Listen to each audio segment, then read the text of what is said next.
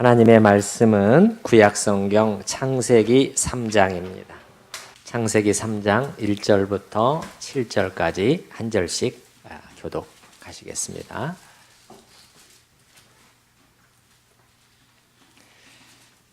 그런데 뱀은 여호와 하나님이 지으신 들짐승 중에 가장 간교하니라. 뱀이 여자에게 물어 이르되 하나님이 참으로 너희에게 동산 모든 나무의 열매를 먹지 말라 하시더냐.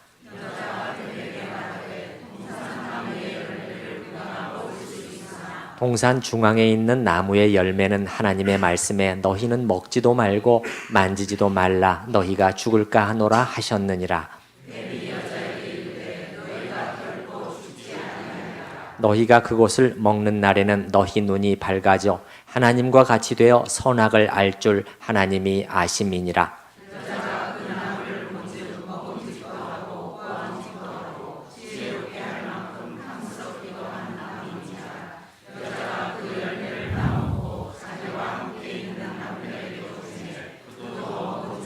같이 읽습니다. 이에 그들의 눈이 밝아져 자기들이 벗은 줄을 알고 무화과 나무 잎을 엮어 치마로 삼았더라. 아멘. 인간의 타락 사건에 대해서 가장 결정적인 단서를 제공해 주는 것이 창세기 오늘 읽은 3장인데 이 3장의 본문에 대한 해석은 사실 다양하게 존재합니다. 이제 보면은 한 가지는 아니에요. 선악을 알게 하는 나무가 과연 무엇인가에서부터 시작해서 여러 가지 해석과 적용이 있습니다만은 이제 그 중에서 어떤 것은 좀 일리가 있고 또 어떤 것은 좀 제가 볼 때는 억지스러운 것도 있는 것 같습니다. 이제 그런데 적어도 모두가 인정하는 것은 그냥 단지 이런 것은 아니라는 것입니다. 창세기 3장에 나와 있는 사건이 무슨 어린아이가 엄마가 절대 먹지 말라고 한 과자 몇 개 몰래 먹었다. 그런 그냥 하나님께서 다 먹지 말라고 한 그냥 열매 하나 먹고 싶어서 먹었다. 그런 사건 정도가 아니라 그 속에는 말할 수 없이 중요한 신학적인 문제가 이 속에 내포되어 있다는 것입니다. 그렇기 때문에 신약의 사도들도 이 창세기의 이 부분을 해석할 때 매우 중요한 중대한 사건으로 계속해서 언급을 하죠. 한 사람으로 말미암아 죄가 들어왔다. 그 결과가 온 인류에 미치게 되었다. 또 죄로 말미암아 사망이 왔다. 그래서 이 거대한 죄의 물결을 돌리시기 위해서 하나님의 아들이 두 번째 아담으로 오셨다. 이렇게 말씀하고 있거든요. 저는 창세기 3장 오늘 이 타락의 사건, 죄가 어떻게 들어왔는가를 보면서 특별히 그 중에서 한 가지 포인트를 좀 더 집중하려고 하는데 이 타락의 사건이 시작될 때 다른 무엇보다도 이 하나님께 대한 불신이 이 속에 한가운데 있었다는 것을 저는 좀 더 주목하고 우리 성도님들과 함께 살펴보려고 해요. 자, 3장 1절에 보게 되면은 자, 뱀이 등장하죠. 그 뱀은 사탄을 가리킨다는 것을 우리가 알고 있어요. 뱀이라는 동물을 통해서 사탄을 우리한테 나타내 보여주는 것이지요. 자, 여러분 보시면은 그런데 뱀은 여호와 하나님이 지으신 들짐승 중에 1절에 보면은 가장 뭐하니라?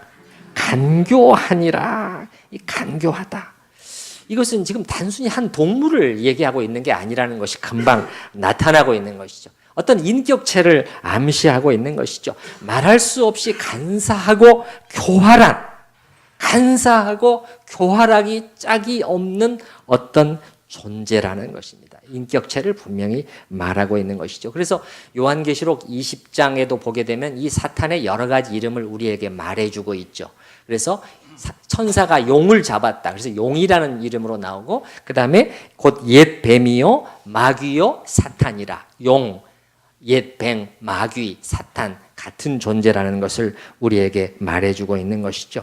그런데 이 죄가 어떻게 들어오고 있는가를 여러분이 보시게 되면은 사탄이 무엇보다도 이 하나님의 형상으로 지어진 이 고귀한 존재, 밀턴의 신라곤에 읽어보게 되면 문학적인 상상력을 동원해서 쓴 작품이지만은 하나님의 형상으로 저 우주의 어느 한 구석에 하나님께서 자기의 형상으로 엄청난 은혜를 입을 어떤 한 존재를 창조하신다는 소문이 퍼지게 되면서 온 우주가 난리가 납니다. 그래서 사탄이 그들을 넘어뜨리기 위해서 가게 되는 것이죠. 그런데 이 사탄이 이 창조된 이 인간에게 죄를 가져오게, 죄로 넘어뜨리면서 무엇보다도 하나님을 의심케 하는 불신을 조장해서 그렇게 만드는 것을 볼 수가 있어요. 여러분, 예를 들어서 여러분이 4절과 5절 말씀을 보시게 되면요, 뱀이 4절에 보시게 되면 뱀이 여자에게 이르되 너희가 결코 죽지 않을 것이다. 자, 하나님께서는 뭐라고 말씀하시는가를 여러분 한번 보십시다. 2장 앞에 2장 16절 17절 말씀을 보시면 하나님의 말씀을 잘 보셔요. 하나님의 말씀이 정확하게 우리한테 일단 붙잡아야 되는 거죠. 여호와 하나님이 2장 16절에 그 사람에게 명하여 이르시되 동산 각종 나무의 열매는 내가 임의로 먹되 모든 열매 네가 마음대로 먹을 수 있다. 하나님은 풍성히 주시고 금하지 않으셨다는 것을 아셔야 됩니다. 그러나 17절 선악을 알게 하는 날 하나는 금하셨어요. 그 이유는 하나님만이 아시는 것입니다. 그런데 내가 먹는 날에는 어떻게 된다고요? 반드시 죽는다. 결단코 죽는다. 이것이 하나님의 말씀이었어요. 근데 뱀이 어떻게 하나 보셔요. 여러분 4절에 보시게 되면 뱀이 3장 4절에 보시게 되면 뱀이 너희가 어떻게? 결코 죽지 않는다. 결코 죽지 않는다. 일단은 하나님의 말씀을 딱 의심하게 만드는 거죠. 두 번째는 하나님의 인격을 의심하게 만듭니다. 너희가 그것을 먹는 5절에 보시게 되면 너희가 그것을 먹는 날에는 너희 눈이 밝아져서 하나님과 같이 돼요. 선악을 알 줄 하나님이 아심이니라. 이 말 아시기 때문에 이거 안 되게 하려고 하나님께서 이렇게 하신 것이다. 하나님은 너희가 생각하는 것처럼 그렇게 선하신 분이 아니라고 이렇게 의심을 싹 집어넣는 것이죠. 그래서 창세기 3장의 이 짧은 기술이 말해준 것은 단지 아담과 하와가 그냥 먹고 싶은 열매 하나 따먹어가지고 아주 비참한 상황에 이르게 됐다. 그것이 아니라 그 어떤 진행들이 있었는가를 여러분이 잘 보시라는 창세기 3장은 하나하나의 그 사건을 이렇게 우리한테 말해주고 그러면서 이 4절과 5절 뱀이 하나님의 말씀을 의심케 만들고 하나님은 거짓말하시는 분이라. 하나님의 참된 인격을 의심하게 만들었는데 그거를 딱 던졌는데 이 우리 인류의 최초의 조상이 말이죠. 이 부분을 생각을 했다는 거예요. 생각을 해봤어요. 그 다음에 결론을 내렸다는 거예요. 어떻게? 하나님이 아니야. 뱀의 말이 맞아.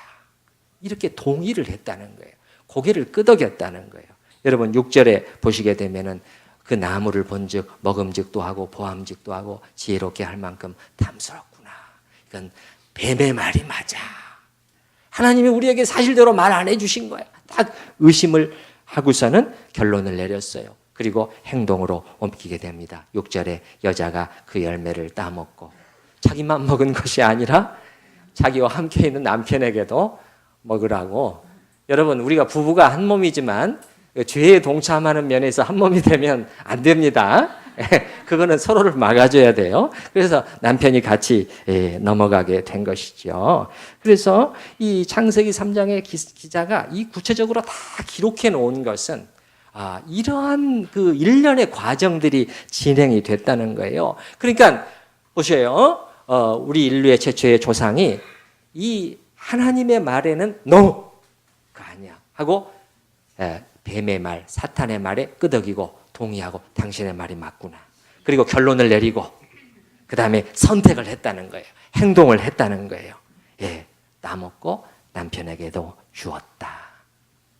이런 일련의 중요한 일이 진행이 되었고 그렇게 해서 죄가 들어와 기독교 신학이 타락이라고 부르는 이 엄청난 일이 일어났다는 것입니다. 온 인류와 온 우주에 성경에 보면 영향을 미치게 돼요. 온 우주가 충격을 받게 됩니다. 자, 죄가 들어오는 이 과정을 통해서 우리는 죄의 근본적인 특성을 여기서 들여다보게 된다는 것이죠. 아, 하나님의 말씀과 하나님의 인격을 의심하게 만드는, 그걸 흔들어 버리는 거구나. 우리 하나님에 대한 우리의 신뢰와 믿음을 공격하는구나. 죄는. 이걸 통해서 우리가 또 배울 수 있는 게 뭐죠? 아, 죄와 싸우려면 바로 이 부분을 싸워야 되겠구나 하는 것도 알 수 있는 것이죠. 자, 이 두 가지에 대해서 저는 조금 더 자세히 한번 좀 살펴보려고 합니다. 먼저 하나님의 말씀에 대해서 의심하게 만드는 것을 보게 되면은 뱀이 처음에는 살짝 떠봐요. 여러분 보십시오. 3장 1절에 후반절에 보시게 되면 뱀이 여자에게 물어 이르되 하나님이 참으로 너희에게 동산 모든 나무의 실과를 먹지 말라. 여러분, 하나님이 모든 거 먹지 말라고 하셨나요? 조금 전에 보니까 어떻게 해요? 다 먹게 하셨죠? 통성이 즐기게 하신 거예요. 임의로 먹되 먹고 싶은 대로 마음껏 먹어라. 하나님은 주신 분인데 어떻게 딱 딴지를 걸어봐요? 모든 건 먹지 말라고 하셨니? 하나님은 뭔가 못하게 하시는 분이라. 그게 또 거는 거죠. 그러니까 여자가 뱀에게 말하되 모든 것을 먹을 수 있다고 하나님이 말씀하셨어요. 그러나 3절에도 보면 정확하지가 않아요. 하나님의 말씀을 정확히 지금 붙들지 못하고 있는 것을 볼 수가 있어요. 잘 보셔요. 두 가지가 벌써 틀려 있어요.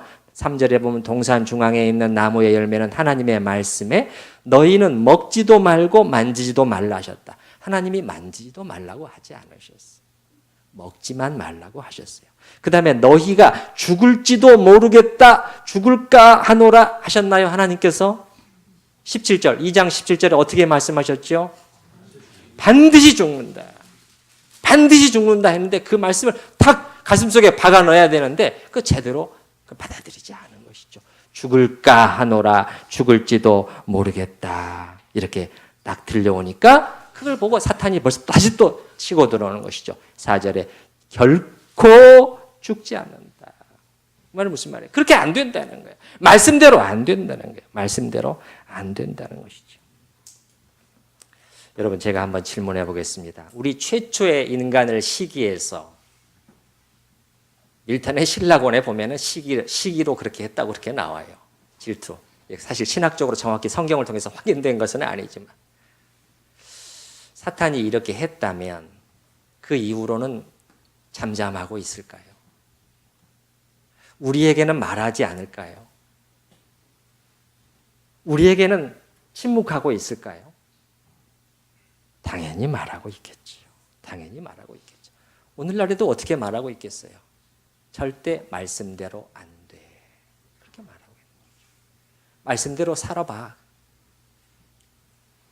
바보같이. 그건 바보 같은 길이야. 그 음성 들려오죠. 그러면 어떤 경로를 통해서? 수도 없이 많은 경로들이 있죠. 하나님의 말씀과 맞지 않는 그러한 소리들을 들려주는 TV, 신문, 책, 영화, 음악, SNS, 친구, 친지, 가족들 수많은 통로들을 통해서 우리에게 소리들이 들려오고 있는 것이죠. 좀 더 자세히 관찰해 보면은 이게 밖으로 이 사탄의 음성이 다양하게 들려올 뿐만 아니라 또 우리 안에서도 여기에 대한 잘못된 반응이 나타나게 되는 것이지요. 6절에 보면 우리의 잘못된 판단이 나와요. 6절에 보셔요. 여러분, 여자가 본즉 먹음직도 하고 정말 맛있을 것 같아. 보암직도 하고 참 괜찮아 보이는데 또 지혜롭게 할 것 같아요. 참 이롭게 보여요. 유익하게 보여요. 참 탐스러워 보인단 말이죠. 그래서 뭐가 작동하는 거예요? 사탄의 음성이 들려오고 우리의 이기적인 욕심이 믹스되는 것이죠. 그래서 죄가 탄생이 되는 것이죠. 마치 신약성경의 요한일서 2장에 보게 되면 여기 먹음직, 보암직, 지혜롭게 할 만큼 이런 단어를 생각해 보면 똑같이 신약성경에도 나오죠. 세상에 있는 모든 것이 세 가지로 말하죠. 육신의 정욕과 안목의 정욕과 이생의 자랑. 비슷하잖아요. 사실 우리는 창세기의 이 기사를 읽으면서 처음에는 이게 참 어리석다.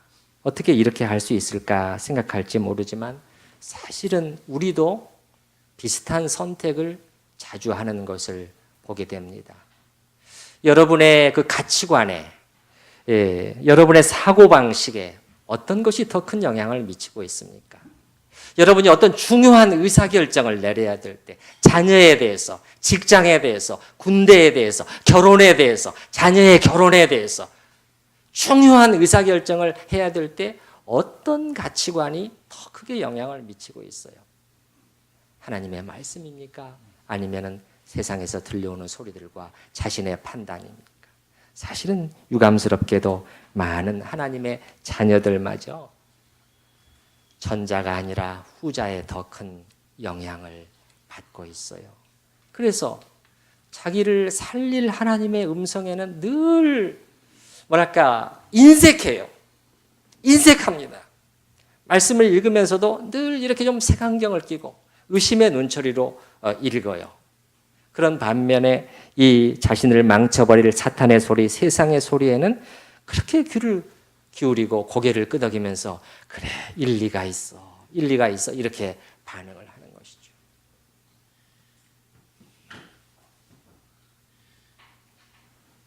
고린도 교인들을 향해서 사도 바울이, 고린도 교인들도 보니까는 엉뚱한 소리와 주장들에 자꾸 귀를 기울이고 받아들이고 있거든요.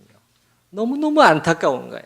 그 마음에 분노가 일어나서, 아니 너희 뺨을 치고 너희를 잡아먹을 소리들에 대해서는 너희가 그렇게도 잘 받아들이고 용납하는구나, 어리석은 사람들아, 그렇게 말하고 있는데요. 제가 그 부분만 좀 읽어드려 볼게요. 찾아보실 필요는 없고요. 고린도후서 11장 19절 20절에 보게 되면 이렇게 말해요. 너희는 지혜로운 자로서 어리석은 자들을 기쁘게 용납하는구나. 지혜롭다고 하면서 이렇게 어리석은 자들을 용납하느냐. 그 다음에 보게 되면 누가 너희로 종을 삼거나 잡아먹거나 빼앗거나 스스로 높이거나 뺨을 칠지라도 너희가 잘 용납하는도다. 너희 뺨을 때리고 너희를 잡아먹으려 하고 뭔가 빼앗아갈 소리들에는 그렇게 잘 받아들인다는 거예요. 얼마나 어리석은 것이 우리인지 모르겠습니다. 그러면서 또 우리 안의 소리들, 판단과 우리의 판단, 우리의 경험, 그거 더 신뢰하잖아요. 하나님의 말씀보다도. 여러분 잘 생각해 보세요. 중요한 의사결정을 할 때 하나님의 말씀을 뒤적이면서 기도하면서 주님의 뜻이 무엇이지요? 이 시간에 저희 가정이 지금 어떤 선택을 해야 되는 거죠? 어떤 결정을 해야 되는 거죠? 돈이냐? 보다 더 중요한 다른 가치관이냐? 했을 때 말이죠. 여자가 보세요. 6절 하와가 보니까 모든 게 다 좋아 보였습니다. 여러분 뭐가 나빠 보였습니까? 모든 게 다 좋아 보였어요. 맛있어 보이고 이롭게 할 것처럼 보였고 유익한 것처럼 보였어요. 그런데 한 가지 달랐죠. 하나님의 말씀과만 달랐어요. 자기 생각에는 너무너무 다 좋아 보이는 거예요. 여러분 생각해 보세요. 여러분 보기에는 모든 게 다 좋아요. 근데 하나님의 말씀에는 아니라고 하시는 것 같아요. 여러분이 어떤 결정을 내리죠? 대부분 이쪽의 결정을 내립니다. 그런데 무엇이 정답이었는가? 그들 자신의 보기에 유익하고 이로운 길처럼 보였던 그 길이 사실은 사망의 길이었잖아요. 여러분 이 선택을 한 다음에 바로 어떤 변화가 일어나게 되죠? 성경을 읽어보게 되면 평안과 안식과 기쁨이 사라져가게 돼요. 그러면서 불안이 몰려옵니다. 여러분 8절을 여러분 보시죠. 3장 8절을 보시기 바랍니다. 그들이 그날 바람이 불 때 동산에 거니시는 여호와 하나님의 소리를 듣고 아담과 그의 아내가 여호와 하나님의 낯을 모하여 피하. 이제 하나님으로 도망가기 시작합니다. 거기에 무슨 행복과 기쁨이 있겠어요? 동산 나무 사이에 숨었어요. 당당함도 없어지고 평안과 기쁨과 안식은 없어지고 어둠과 불안이 몰려들고 있는 것이지요. 여러분 참으로 밖의 소리, 안의 소리 이런 것보다도 하나님의 말씀을 더 신뢰할 수 있기를 바랍니다. 저는 개인적으로 성경을 읽을 때는 정말 다른 마음가짐과 자세가 돼요. 이 세상 어떤 책도 100% 신뢰하고 읽을 수 있는 책은 없어요. 그러나 저는 알지요. 지난주에도 말씀드렸지만 우리 진실하신 하나님, 정직한 주의 말씀이라는 것을 알아요. 하나님은 거짓말하지 않으신다는 걸 저는 알거든요. 그렇기 때문에 제 마음을 완전히 열어요. 완전히 엽니다. 그리고 이 말씀의 세계를 마음껏 거니면서 안심하고 그 신선한 공기를 들이마십니다. 이게 영의 양식이 되는 것이죠. 하나님의 말씀과 그분의 인격에 대한 신뢰가 있을 때 이렇게 할 수가 있는데 우리가 그렇게 하지 않고 있는 것 자체가 신뢰가 없다는 거예요.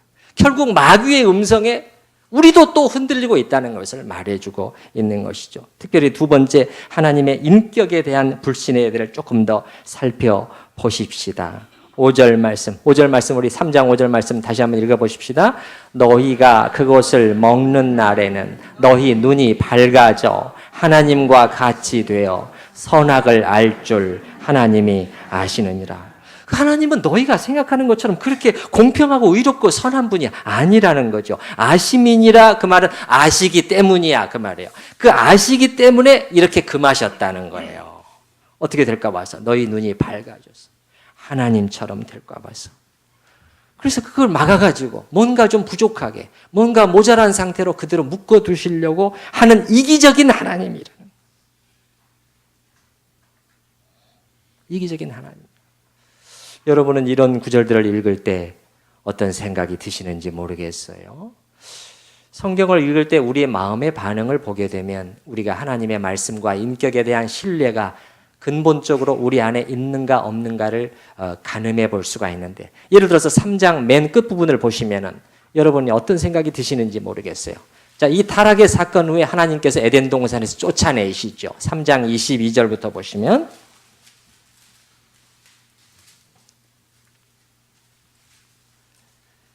자, 22절 말씀 같이 한번 읽어보십시다. 여호와 하나님이 이르시되 보라 이 사람이 선악을 아는 일에 우리 중 하나같이 되었으니 그가 그의 손을 들어 생명나무 열매도 따먹고 영생할까 하노라 하시고, 그래서 이제 23절에 에덴 동산에서 쫓아내시고요.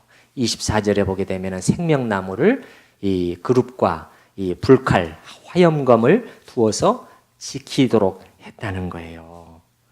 그러면은 이 생명나무는 분명히 영생을 상징하는 나무일 것입니다. 요한계시록 맨 마지막 장에 다시 나타나죠. 이 생명나무가 수정같이 맑은 생명수의 강 좌우에 생명나무가 있어 12가지 열매를 맺는다. 이게 영생을 상징하는 나무죠. 그러면은 이 22절부터 24절까지를 읽으시면 여러분의 마음속에 우리 하나님은 정말 선하고 이로우신 분이다 그런 생각이 드는지, 아니면은 뭔가 이거 하나님이 이상하다, 하나님은 이기적인 하나님이 아닌가, 선악과를 못 먹게 해서 하나님처럼 못되고 약간 모자라게 살게 하나님께서 우리를 묶어두려고 하셨는데, 복을 주려고 하지 않으셨는데, 우리에게 가장 좋은 것은 막으려고 하셨는데 그게 실패해버렸어요. 따먹어버렸으니까 이제 큰일 났다, 이제 생명나무 열매까지 먹고 영생해버리게 되면 더 하나님처럼 될 것이 아닌가, 이제 그것만은 막아야 되겠다. 어떠세요 여러분? 성경을 우리 안에 하나님에 대한 기본적인 견고한 신뢰, 하나님의 인격에 대한 단단한 신뢰가 없이 성경을 읽게 되면 이런 부분에서 늘 걸리게 돼요. 늘 걸리게 돼요. 그러면 이제 더 깊이 못 들어가게 됩니다. 저는 하나님께서 왜 이런 구절들을 만들어 주셨을까? 이거 자세히 설명할 수도 있거든요. 하나님의 의도들을 다 자세히 풀어 설명하실 수도 있는데 어떤 경우는 다 생략해버려요. 다소 오해를 할 수 있는 표현들을 그대로 남겨두셔요. 저는 이것이 일종의 저 개인적으로는 일종의 성경 곳곳에 설치해 놓은 일종의 함정이라고 저는 생각을 해요. 하나님께서 일부러 함정을 설치해 놓으신 것이 아닌가. 믿음으로 나를 신뢰하고 사랑과 믿음과 겸손으로 읽어나가는 사람은 그 속에서 나의 선한 뜻을 발견해낼 것이다. 그러나 그런 것이 없이 호기심과 교만함으로 판단하고자 읽는 사람들은 여기에 걸려 넘어진다. 그러면 이제 하나님의 말씀이 안 들어오게 되는 것이죠. 그래서 성경을 보게 되면 자꾸 하나님께서 뭐라고 말씀하셔요? 모든 사람이 다 들을 수가 없다. 뭐가 있는 사람만, 귀 있는 자만 들을 수 있다. 성경에 그런 말씀 자주 나오죠. 귀 있는 자만. 예수님께서도 마태복음 그 11장이나 13장에 귀 있는 자는 들을지어다. 요한계시록 2장 3장에 보게 되면 7교회에 보낸 편지에 매번 7번이 이 단어가 나와요. 뭐가? 귀 있는 자는 성령께서 교회에게 하신 말씀을 들을지어다. 그러면 그 들을 귀가 없는 사람들이 있다는 거죠. 방금과 같은 사람들이 걸려 넘어진다는 거예요. 사실 들을 귀가 없는 것이 아니라 귀를 닫은 거죠. 정확하게 말하면. 그런 사람들은 어떻게 되느냐? 이사야가 한 말씀대로 예수님이나 사도들이 자주 인용했죠. 저희가 듣기는 들어도 깨닫지 못할 것이요, 보기는 보아도 알지 못할 것이라. 거기에 걸려 넘어지게 되는 것이죠. 근데 반대로 이렇게 읽어보시게 되면 저는 여러분께 성경 읽는 한 가지 중요한 키를 말씀을 드리는 것입니다. 하나님에 대한 견고한 신뢰로 읽어나가 보시기 바라는 것입니다. 성경이 수도 없이 반복해서 우리에게 말해주는 하나님의 속성들, 그분의 의로우심과 공평하심과 사랑과 자비와 진실로 선하심과 인자하심과 그런 것들의 관점에서 성경을 읽어보게 되면 그 다음에는 조금씩 보여요. 그 다음에는 눈에 띄입니다. 아, 하나님께서 왜 이렇게 하셨구나.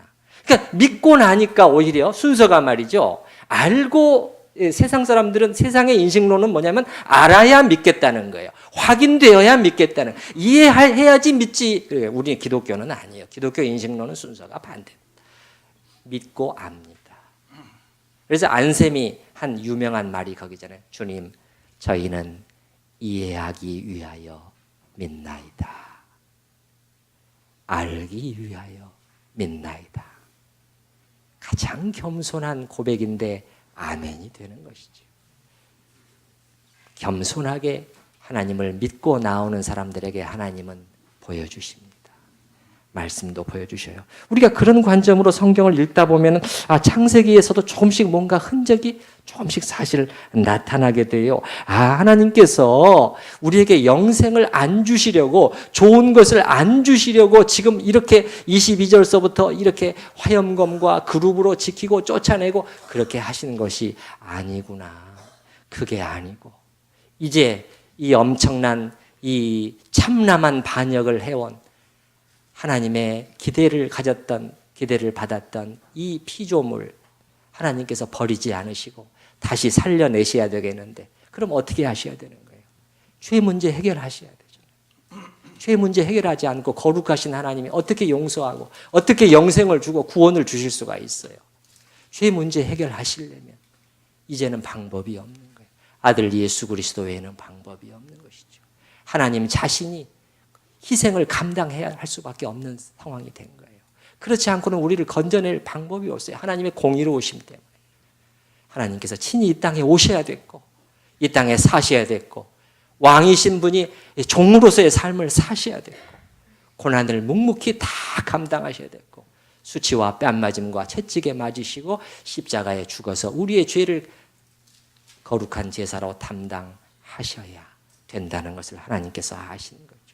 그래서 거룩한 구속의 계획이 창세기 3장에 이미 나오고 있잖아요.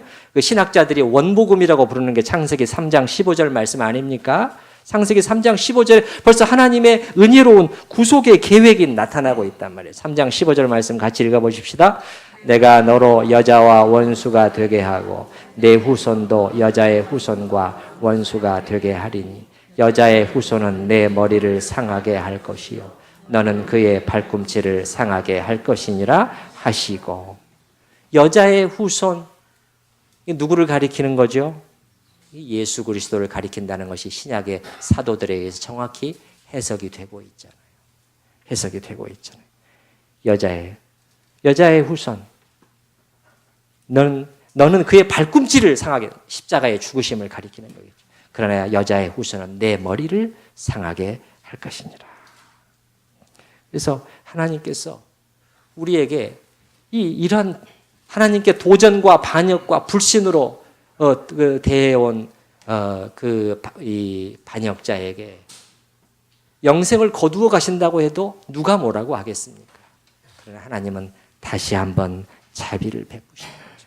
성경을 읽어보면서 가장 놀라운 측면은 사실은 뭐냐면 하나님의 형상으로 창조된 이 인간이 어떻게 이렇게 참남한 반역을 하게 되었는가 하는 것이 첫 번째 사건이요. 두 번째는 이렇게 하나님 앞에 거역한 인간을 어떻게 하나님께서 아들 예수 그리스도를 통해서 다시 건져내고자 하셨는가 하는 그런 긍휼과 자비를 하나님이 도대체 왜 베푸셨는가 하는 알 수 없는 하나님의 사랑과 은혜.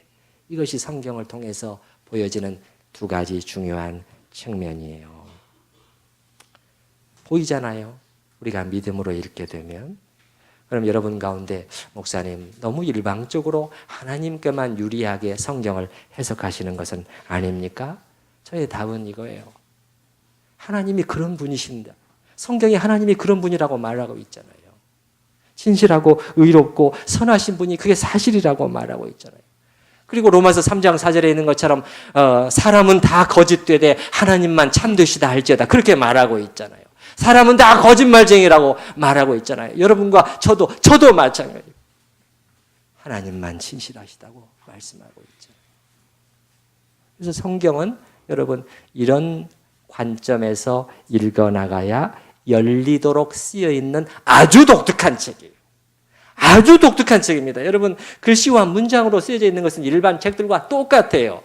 그런 면에서는 똑같습니다. 우리가 이해해야 돼요. 지적으로 이해를 해야 됩니다. 그러나 성경은 아주 특별하게 쓰여진 하나님의 영감으로 쓰여진 책이기 때문에 하나님의 영감이라는 것은 하나님의 호흡이 깃들어져 있다는 거예요. 호흡. 매 문장과 글자 속에 하나님의 호흡이 그 속에 배어 있는 책이라는 거예요. 이 책은 일반 책들 읽듯이 읽으면 절대 열리지 않습니다. 그건 저의 경험. 여러분 하나님을 믿으시나요? 믿는다면 어느 정도로 믿는 것인가? 어느 정도까지 나아가야 되느냐면 내가 이해되지 않더라도 또 우리의 삶의 사건 속에서도 마찬가지잖아요. 사실은 내가 이해할 수 없는 사건이 나와 우리 가정에 일어난다고 할지라도 여전히 그 시간에 나를 향한 하나님의 선하심과 그 사랑과 주권을 믿을 수 있는가? 이게 믿는 거죠. 그게 믿는 거죠. 더 거칠게 표현해 볼까요? 더 거칠게 표현해 볼까요? 하나님께서 전혀 아무리 생각해도 이해할 수 없는 어떤 이유로 이 시간 나를 쳐 죽이신다고 해도 여전히 하나님은 의롭고 선하심을 믿을 수 있을까요? 사실 저도 자신이 없지만요. 저는 다윗을 살펴보면서 다윗은 아멘 할 수 있는 사람이구나 하는 것을 알게 되었어요. 다윗은 그렇게 할 수 있었겠다. 제가 근거 없이 드리는 무슨 말씀은 아니에요. 우리 성경 한 구절만 좀 찾아봤으면 좋겠어요. 자, 사무엘하 15장 말씀인데요. 487페이지 근처예요. 구약 487페이지 근처. 사무엘하 15장 말씀.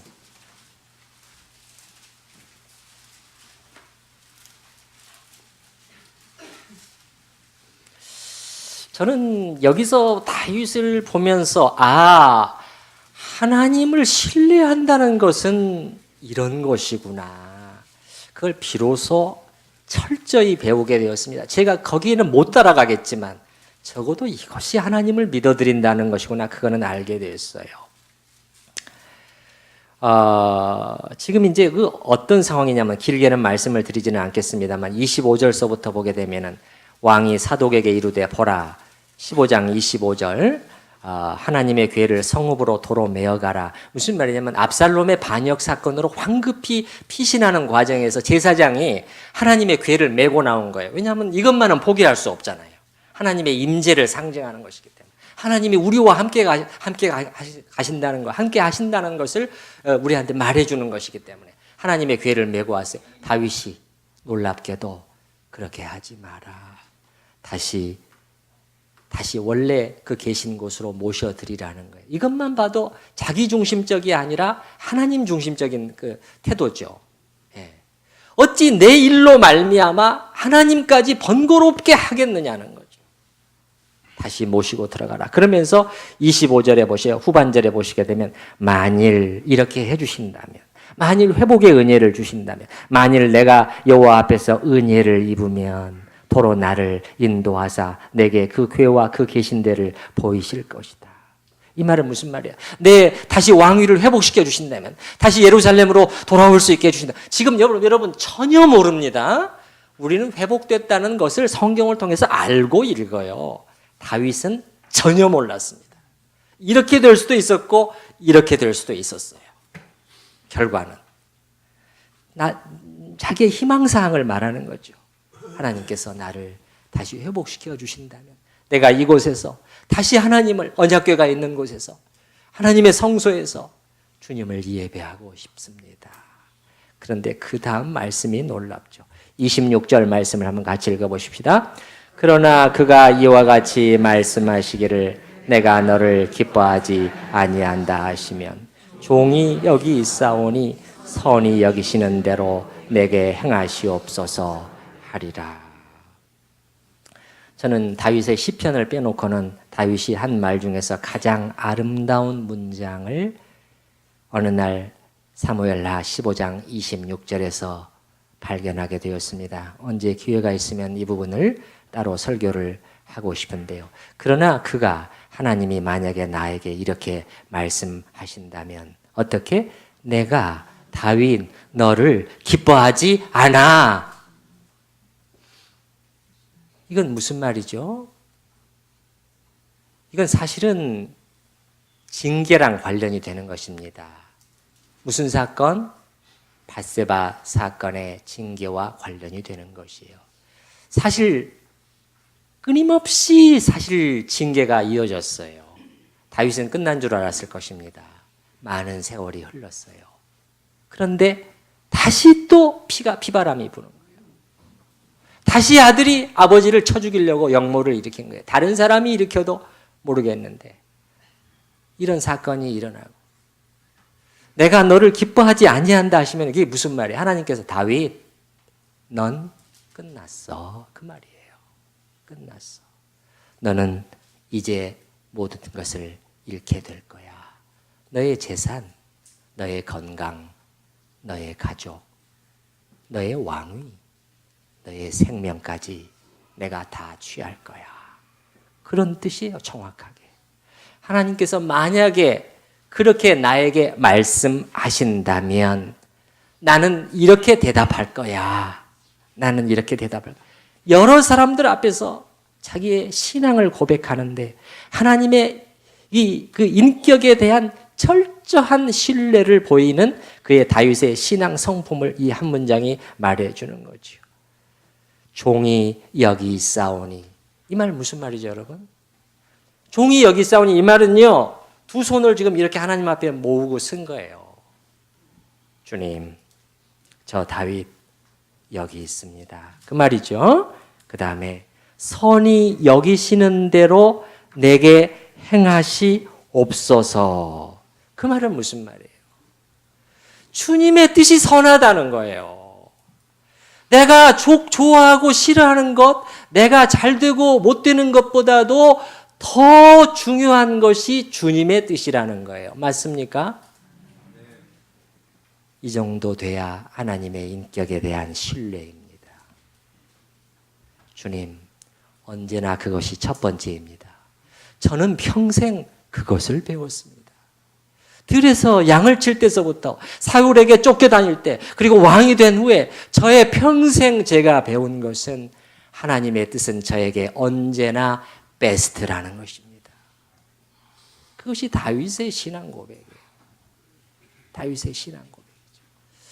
그래서 저는 하나님께서 그래서 그래서 다윗을 이렇게 말하자면 좋아하셨구나. 적절한 표현인지는 모르겠어요. 좋아하셔. 밧세바 사건, 우리아 사건과 같은 그런 엄청난 죄를 저질렀음에도 불구하고 하나님께서 그 이후로 계속되는 다윗에 대한 표현이 달라요. 어떻게 부르는지 아세요? 100년, 200년이 지났는데도 다윗이 죽은 다음에도 내 종 다윗 이렇게 불러요. 내 종이라는 거예요. 예를 들면 이스라엘 열왕들이 막 불순종해가지고 하나님께서 진노하시고 그들을 멸하셔야 될 상황 속에서도 하나님께서 이렇게 말씀하셔요. 내가 너희를 쓸어버려야 마땅하겠지만 내 종 다윗과의 언약을 기억하여 내가 너희를 용서한다. 내 종 다윗과의 언약을 내가 파할 수가 없다. 또 어떤 경우에는 너희는 내 종 다윗만큼 내게 신실하지 않았어. 이렇게 말씀하시죠. 저는 그 한 이유가 요 구절에 딱 표현됐다고 보는 거예요. 내가 너를 기뻐하지 아니한다 하시면 다윗 너는 끝났어. 이렇게 말씀하시면 내가 말하기를 주님 제가 여기 있습니다. 선히 여기시는 대로 해주세요. 주님의 뜻은 언제나 옳았습니다. 그리고 저의 판단이, 저의 생각이, 저의 원하는 것이 주님의 뜻과 대치됐을 경우에는 언제나 그것이 틀렸습니다. 다윗이 그걸 배운 거라니까요. 하나님의 인격에 대한 신뢰를 배운 것이에요. 그게 바로 하나님의 사람이라는 뜻이에요. 여러분 따라서 해보세요. 하나님의 사람. 그게 하나님의 사람이라는 의미라고 저는 생각해요. 언제나 하나님 편이죠. 심지어 누구보다도 더 자기 자신보다도 더 하나님 편이 될 수 있는 사람. 그 사람이 하나님의 사람인 것이죠. 그래서 하나님께서 말씀하시기를 내가 이새의 아들 다윗을 만나니 내 마음에 합한 자라. 이렇게 말씀하시는 것이죠. 하나님이 가장 기뻐하시는 것이 무엇이라는 걸 여러분이 아시겠지요. 이 시간에도 우리가 예배 속에서 이렇게 우리의 마음의 관점을 돌려야 되는 것입니다. 예배라는 것은 하나님께 초점을 맞추는 것이죠. 주님을 높입니다. 주님을 경배합니다. 또한 우리가 어떤 것으로 경배할 수 있을까요? 우리의 이렇게 자세를 바꿈으로 주님, 하나님을 믿겠습니다. 저보다도 더 하나님을 신뢰하겠습니다. 이런 마음으로 방향을 바꾸어 나갈 때 하나님이 옳으시고 우리가 틀렸습니다. 이렇게 인정할 때 예배에 합당한 자세요. 무엇보다 하나님을 기쁘시게 하는 예배가 되는 것입니다. 언제까지 저 거짓된 소리들의 귀를 기울여야 될까요? 언제까지 저 뱀의 소리 먹지 말라 하시더냐? 그러니까 못 먹게 하셨단 말이지. 우리 안에 의심을 불러일으키고 또 언제까지 내 안에서 일어나는 생각들 보암직도 하고 먹음직도 하고 좋아 보이고 그거를 따라갈 거예요. 거짓된 소리들이잖아요. 그러면서 진실하신 하나님의 말씀과 인격을 끊임없이 의심하고 있겠느냐 말이죠. 지난주에 말씀드린 것처럼 미워해야 되는 거죠. 미워해야 되는 거죠. 시편 119편 163절 나는 거짓을 미워하며 싫어하고 주의 말씀을 사랑하나이다. 마무리하겠습니다. 이제는 하나님을 의심케 하는 모든 속삭임과 주장을 거부하고 미워하십시다. 단호하게 고개를 저으십시다. 그리고 우리의 마음속 깊이 우리 하나님은 의로우시고 하나님만 의로우십니다 라고 외치실 수 있기를 바라요. 우리가 그렇게 관점을 딱 바꾸기 시작하면 우리 안에 계신 성령께서 기뻐하신다는 것이 바로 감지되기 시작합니다. 그리고 가만히 계시지를 않아요. 능력으로 역사를 하시기 시작합니다. 진짜 그리스도인의 삶의 능력이 거기서 솟아나오게 됩니다. 우리가 이 시간 들은 말씀을 생각을 하면서 하나님 앞에 같이 기도하십시다.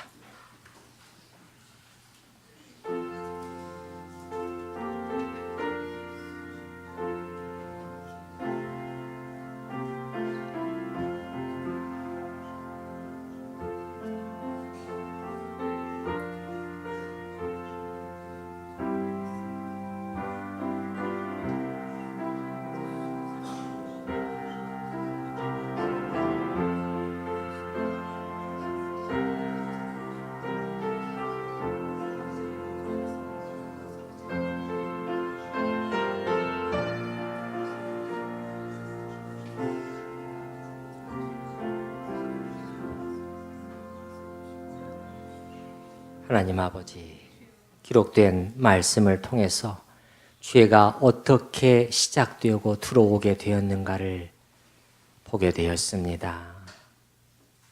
그 속에서 무엇보다도 하나님의 인격과 하나님의 말씀을 의심케 만드는 그 우리의 신뢰를 흔들고 무너뜨리면서 죄가 들어오게 된 것을 보게 됩니다. 주님, 우리 이제 그리스도 안에서 회복된 하나님의 자녀들, 동일한 문제를, 동일한 실수를 반복하지 않게 도와주시옵소서. 주여, 언제까지 저 뱀의 소리와 그리고 우리 안에서 들려오는 우리 자신의 생각, 거기에 귀를 기울이지 않게 도와주시옵소서. 하나님의 말씀을 펴고, 주님, 참되신 주님의 말씀, 거짓말하지 않는 음성이요, 제가 그 말씀에만 귀를 기울이고 주의 말씀을 사랑하며 모든 거짓 것들을 미워하나이다 라는 고백이 우리의 고백이 되게 하여 주시옵소서. 우리가 다윗만큼 할 수는 없지만, 그러나 이 하나님의 사람의 근본적인 하나님과의 관계 속에서의 자세를 반추해 보면서, 묵상해 보면서, 우리 자신의 현재의 삶을 돌아보면서 너무도 철저히 우리 중심으로 굳어져 버린 우리의 삶의 자세를 다시 한번 바꿀 수 있도록 이 예배의 자리에서 함께하여 주시옵소서. 예수님의 이름으로 기도드리옵나이다. 아멘.